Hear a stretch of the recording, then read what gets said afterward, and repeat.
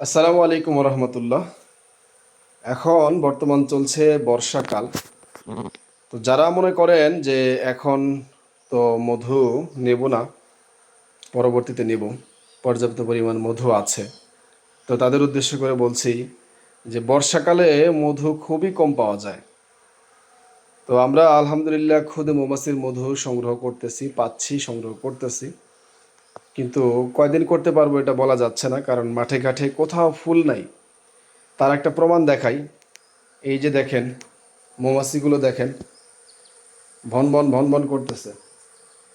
ঠিক আছে, এই মৌমাছিগুলা তারা আসছে খাবারের সন্ধানে। আমি আমার এই যে জগের ভিতরে মধু ছিল সেটা খোলা রেখেছিলাম, তারা এখানে এসে এই দেখেন কি পরিমাণ মৌমাছি পড়ে আছে। আর বাহিরে দেখেন কি পরিমাণ মৌমাছি অপেক্ষা করতেছে। অথচ এরা কিন্তু সবাই খাবারের সন্ধানে আসছে, কারণ আশেপাশে কোথাও ফুল নাই। এই যে দেখেন, এরা সবাই খাবারের সন্ধানে ভনভন ভনভন করতেছে, কোথাও ফুল নাই।